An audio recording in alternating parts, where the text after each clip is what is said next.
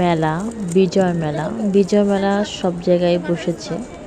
বাংলাদেশের প্রায় অনেক অঞ্চলেই বিজয় মেলা হচ্ছে।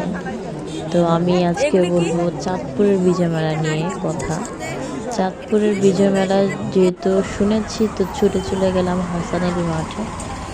যারা চাঁদপুরে থাকেন বা চাঁদপুরে চিনেন শহরে, তারা জানেন হাসান আলী মাঠ কোথায় অবস্থিত।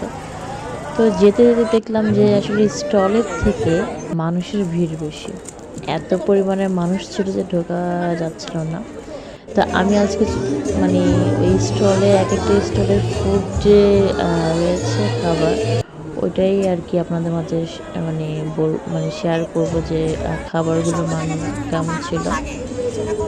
আমি যে কেক ছিল, সেই কেকগুলো নিয়েছি আমার বাচ্চার জন্য। কেকগুলো খুবই ভালো ছিল। আর এই যে কিছু আপু দেখতেই পাচ্ছেন শাড়ি পরে এসেছে, ওনারা মোমো অনেক কিছু বিক্রি করছে।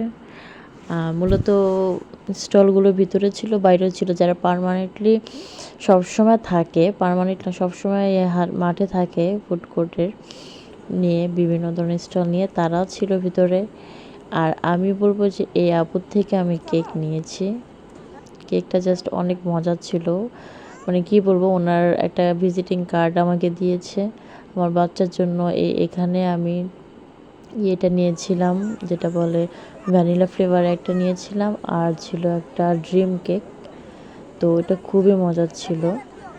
এবং হাঁটতে হাঁটতে আমি পিঠা নিলাম। এখানে অনেক ধরনের ব্র্যান্ড, এখানে পিঠা নিলাম, পাটিসাপটা পিঠা। এই পিঠাটাও ভালো ছিল, এই পিঠাটা আগেও ট্রাই করেছি ওই ভাইয়ার থেকে। আর এই যে দেখতে পাচ্ছেন, এই যে আপুর কথা বলছে, এখানে এই যে ওনার থেকে আমি, আর এই যে পাটিসাপটা পিঠা 30 টাকা করে পিস বিক্রি করতেছিল। আর এই যে এখানে অরিজিনাল গুড় পাওয়া যাচ্ছে। আর এই যে সন্দেশটা, এটা 50 টাকা দুইটা ছিল এপাশে। ওই সন্দেশটা খুবই মজার ছিল, আমার মেয়ে অনেক মজা পেয়েছে খেয়ে।